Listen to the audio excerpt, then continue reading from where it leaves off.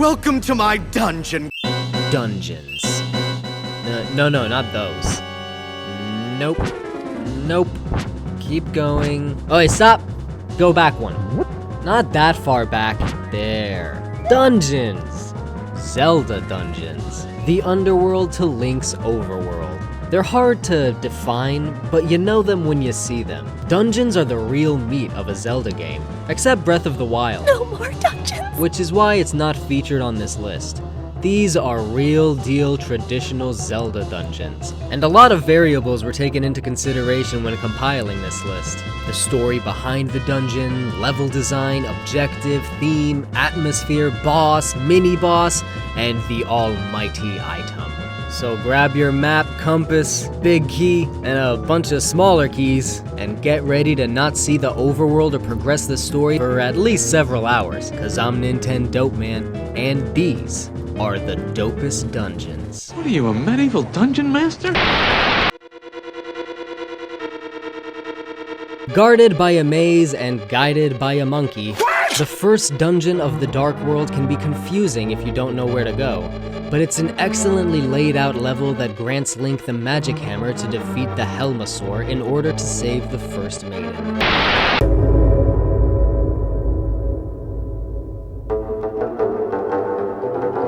Water levels are a bitch, but they're often intricate, and they often have some very chill music. Nintendo must have known they made something special with ocarinas because the Lagebet Temple is almost an enhanced replicate, a coral tunnel that leads to a large internal tower where water levels must be adjusted. The claw shot is similar to the hook shot, and it all has a similar atmosphere.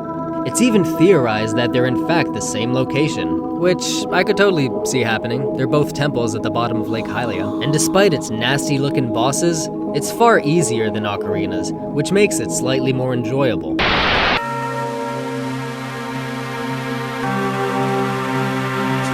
The Minish Cap's Bez dungeon is a trip.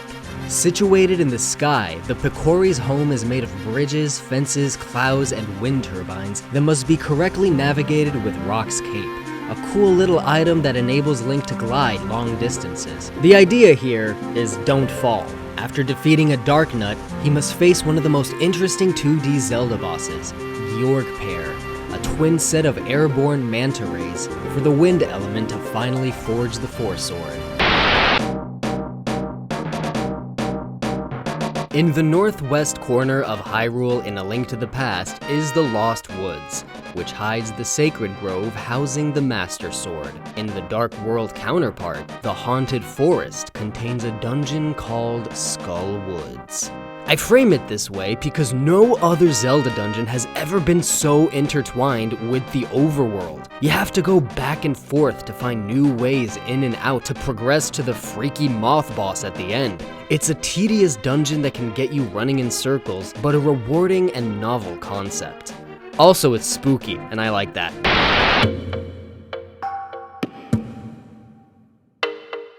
Located deep in the ancient Elden volcano, this ornate complex houses a treasure trove of different objectives. Floating across rivers of lava, fighting weird hands of lava, circumventing clusters of hardened lava. Okay, I know it sounds like it's just Liquid hot magma. but there's also this cool little leap of faith, the Magma Mitts, which enable Link to burrow and explore underground and find alternate paths, and the middle fight with Girahim, a fun, diverse, and dazzling dungeon.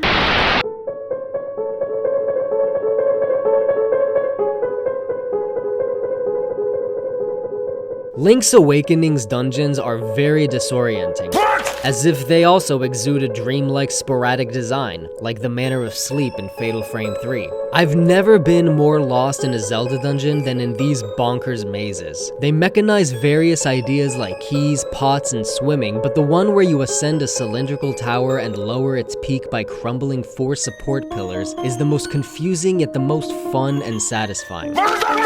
If you can beat Eagle's Tower on your own, you will feel like you truly accomplished something. Your tenacity will be rewarded with the Mirror Shield, a 2D battle with the tower's eagle, and the Organ of Evening Calm. Rock flag and eagle!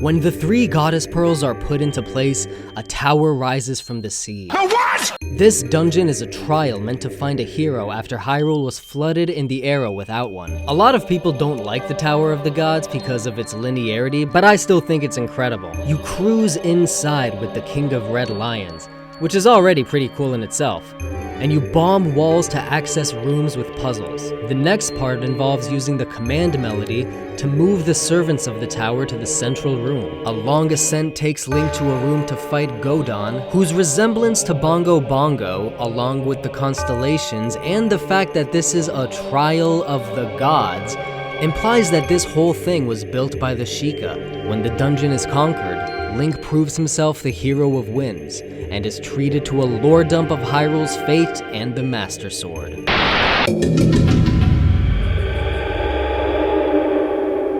The main overarching theme of the Zelda series is the passage of time, so you should not make a shocked Pikachu face when I say that of all the temples in Hyrule, the Temple of Time is the holiest. It's a key location in Ocarina, an infant in Skyward Sword, a ruin in Breath of the Wild, and of all the temples that were dungeons, it finally got its turn in Twilight Princess. Accessed with the same device that allowed for time travel, its theme of light reflects its sacred realm counterpart, the Temple of Light, and its puzzles play with this motif as well as weights and statues controlled with another cool underused Twilight Princess item, the Dominion Rod. Due to its history in the series, it's a very cathartic dungeon to play through. Dragon Roost Cavern really sets the playful tone of Wind Waker's dungeons. It's a spiral ascent up what used to be Death Mountain, with one of the coolest, most piratey items in the game, the grappling hook. I love the sections where you can go outside and fight the birds who just get pissed off and drop a moblin on you later for a mini-boss cage match, and swinging on the tail of the dungeon guardian spirit to rid him of another damn Goma. It's just all around a fun, well-designed dungeon with lasting rewards. The Great Deku Tree is many things: Spirit of the Forest, Guardian of the Kokiri, and a classic dungeon. He adopted the Hero of Time from his dying mother during the Civil War, sensing a destiny in him. After 10 years of raising him, he finally partners him with a fairy and sends him into his own bowels to cure him of Ganondorf's curse. As the series' first 3D dungeon, it's a bona fide classic. It steadily teaches the routine with a simple amount of branching paths. The music walks a line of spooky and organic, and it really does feel like you're inside a large infected tree. Link is equipped with a slingshot, a child version of the item he gets in the Adult Forest dungeon, and uses it to Bart Simpson his way through Goma, the source of the disease. The Great Deku Tree rewards Link with the Kokiri Emerald, but reveals he was already doomed, and Link's father figure dies in front of him. It's an emotionally taxing dungeon that sets the tone for the greatest game in the world.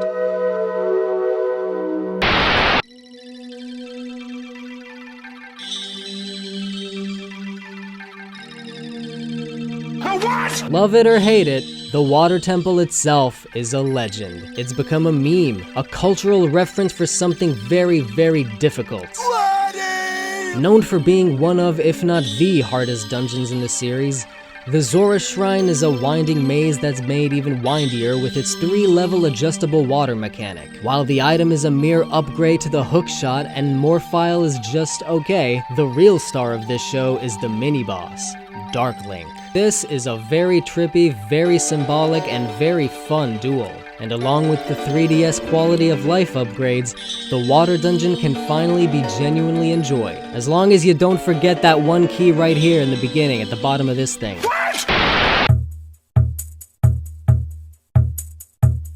You'd think the Wind Waker's Wind Temple would be the one, and while playing with Makar, wind puzzles, and a giant sand snake are just as fun as most Zelda dungeons, flying with Medley, light puzzles with this badass mirror shield, and spooky enemies hiding in toxic clouds at the service of Jalhala, who is basically Boolossus from Luigi's Mansion, is way better. And that stone face and the final mirror puzzle always stick out in my memory of this place.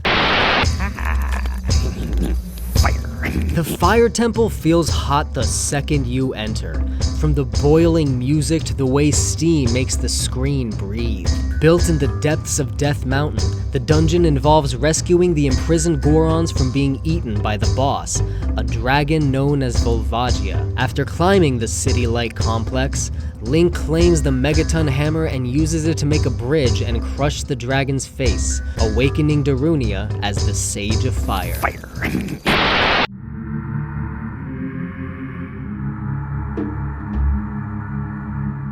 The thing with dungeons is, there's sure to be undead in them. Hidden in the depths of Kakariko Graveyard, the Shadow Temple is the spookiest dungeon in the whole series. It's the crypt of Hyrule's bloody history, and may have once been a torture chamber run by the Sheikah, its walls fortified by the bones of its victims. Link first encounters it as a child, in a sequence that involves the Burning Village, the Song of Storms paradox, and the preliminary bottom of the well containing the Lens of Truth. As an adult, Link uses this device along with the hover boots to traverse the many traps and puzzles, which include a leap of faith, torture devices, battles with every scary enemy, and both a symbolic and literal cruise across the River of the Dead. It all ends with one of the most mysterious boss fights of the series and the awakening of Impa, Sage of Shadow.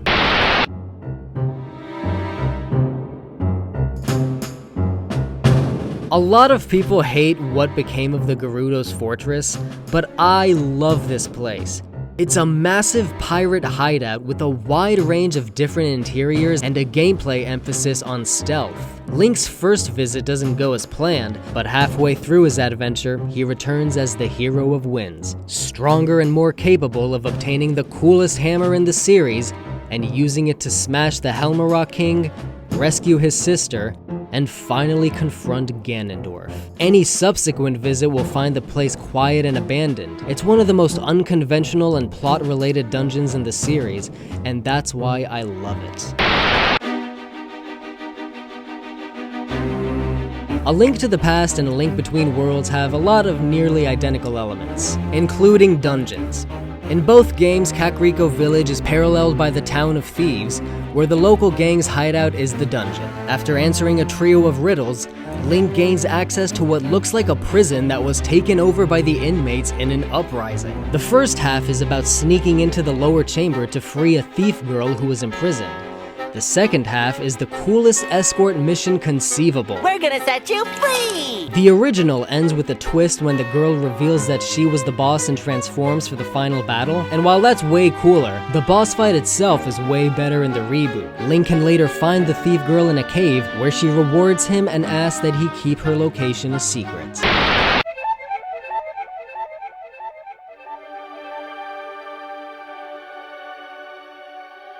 Game levels that take place in the sky are always a marvel, and the City of the Sky, which I believe to be the remains of Skyloft, is one of the most marvelous.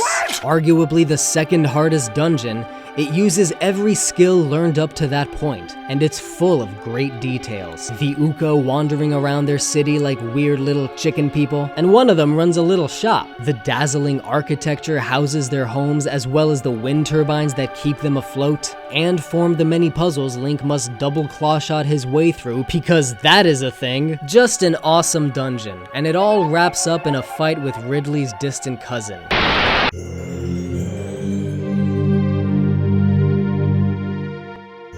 Within a colossus of the Gerudo Desert is the Spirit Temple. The hero of time first explores it as a child. He meets Nabooru, a Gerudo woman rebelling against Ganondorf, completes the left half of the dungeon, and acquires the golden gauntlets he promised Nabooru after watching her being taken by Ganondorf's two lesbian moms. 7 years later, Link returns as an adult to finish what he started. He completes the right section of the dungeon and acquires the Mirror Shield, using it to destroy the central statue and fight another Iron Knuckle who turns out to be Nabooru in a trance. After defeating the mother's combined form of Twin Rova, Nabooru awakens as the Sage of Spirit and bestows Link the final medallion. The Spirit Temple is a popular dungeon for its clever design, Arabian themes, haunting music, and clever use of the time travel mechanic.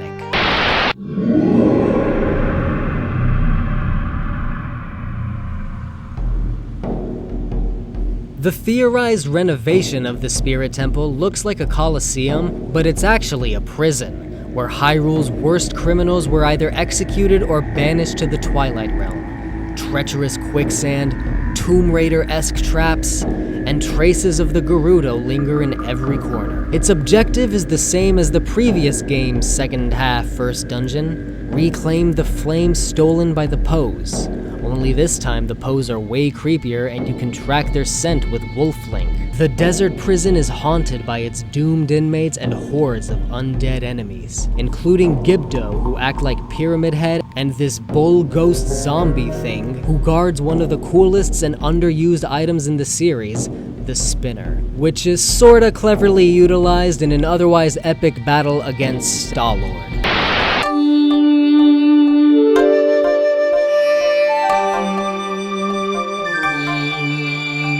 The Lanayru Desert was once a vast sea on which the time shift robots would sail. When the Hero of Skies reactivates the captain thousands of years later, he tracks down his time-traveling ship to discover it plundered by pirates and converted into one of the coolest dungeons ever. Swashbuckling archery, activating the engines, freeing imprisoned robots, switching between temporal realms to navigate the whole ship, and the novelty of having pirates in a Zelda game. It's so damn fun. And after making the pirate captain walk the plank, you don't enter the boss room. The boss room enters you. The tentacles of a giant kraken chase you to the hull of the ravaged ship and then...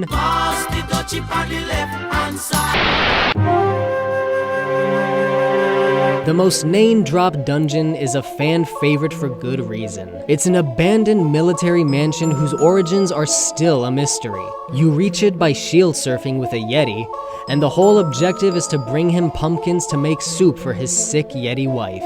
Along the way, you fire some cannonballs, fight a knight, claim his ball and chain, and cure the wife of the boss inside her, to score a mirror shard and a front row seat to this heartwarmer. Say what you will about Skyward Sword, but it has some of the best dungeons in the series. Hidden behind a waterfall is this serene reservoir watched over by a massive Buddha statue. Accenting its brilliant level design is a number of puzzles centered around one of the coolest items ever, the whip. The undead sword fight makes good use of the motion controls, but it's the big boss battle with Kalaktos, an automaton demigod, that is often highlighted as one of the series' best. However, the most memorable part of the Ancient Cistern is what lurks in its depths. A dark purple underworld plagued with poison rivers, jagged rocks, and zombie bokoblins, all funneling into a pit with bones beneath a string that when climbed triggers the zombies to climb after him. Ugh. And it all plays well into the dungeon's Buddhist themes.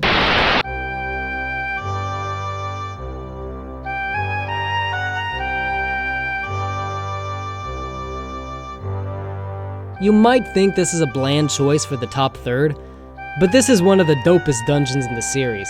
First off, it's Hyrule Castle. Only a few Zelda games have featured the kingdom's crown jewel as a dungeon, and unless you really love Breath of the Wild's enormous open-ended castle, this is objectively the best one. It's another actual location that's not just a temple, so the level design feels very natural while the art direction feels very relatable. As the final stretch before the game's end, it ties up all loose ends and poses a grand challenge. The mini-boss is the final fight with King Bulbin, but instead of killing him, you gain his respect. Cap it off with an epic gauntlet ascent and a 4-phase showdown with Ganondorf. The dungeons of Majora's Mask are as weird as the rest of the game. A Native American-esque temple, a winter palace, a water purification plant, and the one that's weirder than all of those combined. Stone Tower Temple has a lot going on. The first one is just the fucking climb to get up there. It's a light-themed dungeon with sprinkles of fire, water, and other motifs. It gifts Link with the light arrows after defeating the Garo Master, and requires use of all 3 transformation masks. And just when you think you're finished, it goes all Symphony of the Night on your ass, and the dungeon flips upside down for the second half. It's insane. Stone Tower Temple is an allusion to the Tower of Babel. an Old Testament story about people who tried to build a tower to the heavens only to have God topple it.